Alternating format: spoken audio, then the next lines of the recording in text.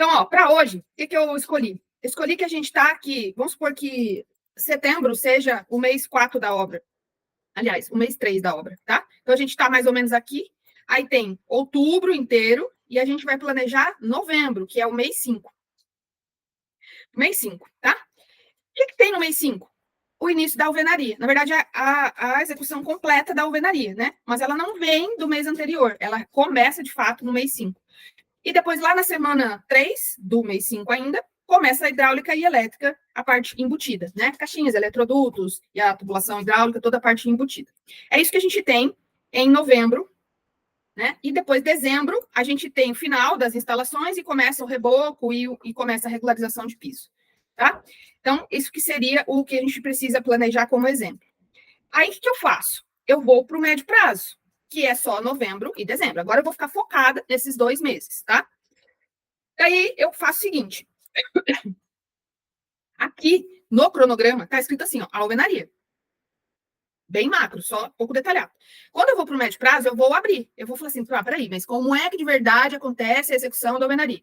Primeiro, eu preciso providenciar a transferência de eixos. Só que é uma casa, né? Então, eu estou ainda no pavimento térreo da casa, não é exatamente a transferência de eixos, é só apenas a marcação, eixos XY ali, para eu conseguir fazer a marcação das minhas paredes. Quando eu estiver no pavimento superior, aí sim, é transferência de eixos para o andar de cima. Isso é um serviço, isso é um trabalho, consome tempo e tem que aparecer no planejamento agora mais detalhado, tá? Aí depois, eu vou ter a marcação de primeira fiada. Marcação da alvenaria, né? Primeira fiada ali de alvenaria, porque a gente marca tudo para depois erguer as paredes. Aí eu tenho a fixação de telas nos pilares, porque eu estou considerando que eu primeiro fiz a estrutura e agora eu vou fazer a alvenaria. Eu não estou considerando aquela prática comum que existe bastante, né? Que é fazer a alvenaria primeiro e depois rechear ali, fazer o pilar, fazer a viga em cima da parede. Não. Eu fiz a estrutura e agora é a vez da alvenaria. Por isso, eu preciso fazer aquela tela em L, em fixação dos pilares, que é o antigo ferro-cabelo, que a norma de alvenaria falava, né? Aí tem a execução da alvenaria em si, né? Terminar as fiadas, e vergas e contra-vergas. Então tá, aí o que eu fiz, tá? Eu já meio que deixei algumas coisas preenchidas para não ficar uma aula muito longa, tá? Então, o que eu pensei? Tá, temos 2 pavimentos, né, para fazer de alvenaria, mas o meu cronograma mostra que eu tenho, ó, faltou um dia aqui, então praticamente eu tenho 4 semanas de execução de alvenaria, tá? Então, é óbvio eu pensar, quando eu olho aqui opa, perdão, estou na aba errada.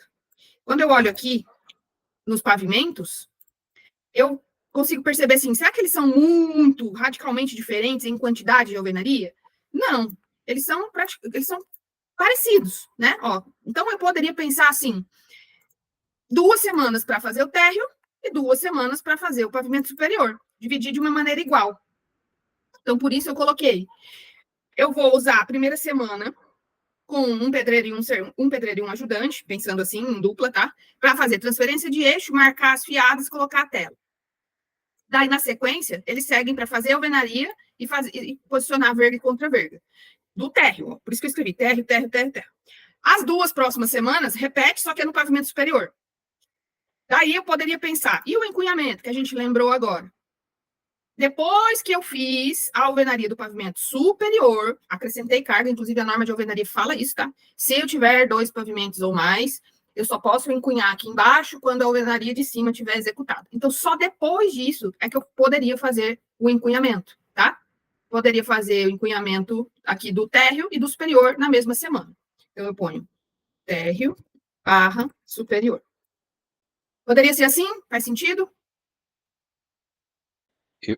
Faz sentido, sim. Eu só fiquei com uma dúvida. Você colocou, por exemplo, um pedreiro para transferência de eixo, mais marcação da primeira fiada, né? Isso. E um pedreiro para fixação das telas. Só que isso não envolve exatamente o processo executivo, né? É só para um plano de compras? Não, é o processo executivo. Ah, tá. Porque o que eu já vi de execução dessa tela na alvenaria é à medida que vai fazendo a elevação, eles vão fixando. Ah, é? Não faz antes, não? Não. Aqui Eu nunca vi fazendo antes, não. Olha como muda as coisas, né? Aqui em Londrina, tudo antes. Quando a gente vai levando, os L's da telinha já tá tudo penduradinho lá no pilar. Mas tudo bem, Olha pode só. ser. Entendi. Mas, Não, mas então agora tô tranquilo, entendi. Mas caso não é o jeito que fala. Mas pode ser também assim, né? Eu também, aqui na minha região, a gente vai fazendo à medida que vai subindo a fiada. Mas é difícil tu ficar aí, botar, sei lá, a alvenaria vai durar 2 semanas, vamos dizer, subir as fiadas. Aí, como é que vai distribuir essa telinha, entende? Talvez, se contabilizar todas as horas, se torna uma semana. Talvez essa questão de organização, né? Para poder visualizar um pouco melhor o tempo que isso despende, né? Porque não vai ficar 3 semanas botando telinha, mas durante essas 3 semanas vai acontecer, mas Isso. mais fácil de visualizar, talvez, de contabilizar, né? Sim, mas caso a opção fosse, eu poderia fazer simplesmente o seguinte, pegar tudo que está nas 2 semanas e deixar escrito como térreo, e não querer muito detalhar se isso acontece em sequência ou não. Tudo bem, cada um pode fazer como achar melhor, só que daí eu teria que pintar as 2 semanas com todas as atividades, ou com a tela nas 2 semanas, tá? Mas isso Não, é lei. mas eu entendi.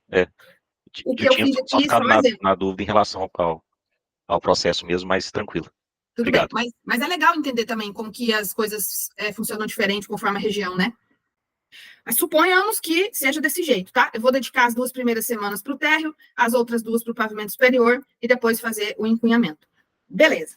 Então, agora eu sei que vai acontecer isso respeitando o cronograma principal, onde toda a alvenaria está no mês 5, tá? Que seria novembro. Próximo passo. Eu coloquei aqui embaixo também a elétrica embutida, porque ela começa aqui, né? Ela está no mês de novembro. Então, vai começar tanto a elétrica quanto a hidráulica embutida. Então, eu coloquei aqui embaixo também, tá? Mas coloquei só a elétrica, só para exemplo mesmo. Fiz isso, agora eu vou para a próxima aba aqui, que é a lista de restrições. Para quem ainda não assistiu à aula de restrições, eu vou exemplificar rapidinho o seguinte. Se eu tenho restrições, eu estou restrita, não consigo me mexer, tipo uma camisa de força, assim. Estou restrita, não consigo fazer nada. Aí eu vou lá e providenciei o projeto, solto um pouquinho. Contratei a mão de obra, comprei o cimento, comprei não sei o quê, peguei ferramenta, pá, e vou soltando. Aí estou livre, estou com tudo providenciado, não tenho mais restrições e o serviço vai acontecer numa boa, tá? Essa que é a ideia. Então, eu já deixei algumas coisas preenchidas aqui, tá? E essa é a planilha padrão que tem lá nas aulas, na aula gravada. Eu vou precisar do projeto de marcação de alvenaria, eu posso explicar melhor aqui o que é, tá? Porque às vezes não sou eu exatamente que vou providenciar, não sou eu exatamente que vou comprar, e outra pessoa precisa entender, tá? Porque, por exemplo, ó, se eu for assim, nossa, na lista de alvenaria, a Vanessa colocou tábua, ó, tábua. Para que vai usar tábua na alvenaria? A pessoa lá do almoxarifado, sei lá, eu quem acha que eu errei. Não, não errei. É para eu fazer o piso do andaime, do cavalete, ali onde o cara vai subir para fazer as fiadas altas, tá? Então eu escrevo, mas não precisa ser uma tábua nobre, pode ser uma tábua de pinos mesmo, tá? Vou querer o pino de fixar as telas, a pistola finca pino e o pino. Que pino? Pino tipo arruela e tem que ser galvanizado, certo? Então, é isso. A gente faz a lista completa, olha só, para a alvenaria, ó, vai do 4 até o 38, né? Não é só tijolo, argamassa. Tá? Então, eu coloquei pedreiro e servente, ainda não sei se é carteira assinada, se é na empreita, o que é que eu vou fazer, se eu vou pegar um MEI, um pedreiro MEI, não sei, mas eu sei que eu tenho que providenciar essa contratação, tá? Operador da betoneira, por quê? Porque eu decidi fazer argamassa batida em obra, como exemplo. Então, tem que ter o cara que opera a betoneira, que não é qualquer servente, porque, a rigor, ele tem que ter feito um curso, né, de aprender a mexer na betoneira para não levar choque, para não se machucar e tal. EPIs básicos para todos, né? Cimento, cal e areia, partindo do princípio que eu vou fazer essa argamassa tradicional, não vou comprar usinada, nada. A betoneira, capacidade mínima de 320 litros, um ponto de energia para a betoneira, padiola para medir volume de areia, principalmente da areia, mas pode ser da cal também. Carrinho de mão, maceira, ponto de água, tambor de água, para pôr a água na argamassa, mas a gente não põe direto com a mangueira, né? Então, geralmente, a gente enche um tamborzão e vai pegando do tambor com o balde medidor, partindo do princípio que a gente vai seguir um traço mesmo, não vai botar água no olho, né? Aí, ferramentas, tudo mais, enfim, tá? Então, a gente tem que tentar fazer a lista o mais completinho possível. Depois eu vou ver o seguinte: vou contratar um empreiteiro de alvenaria. Então, seguinte, ó, trena, régua de nível, a linha, colher, lápis, prumo. Aí eu vou lá e falo assim, isso aqui, amigão, é você que traz. Estou te contratando e isso é você que traz. Eu não vou comprar, não vou fornecer, tá? Mas a pistola, o pino, a tela, isso eu vou fornecer. Ah, tipo, e maceira? Maceira você traz a sua.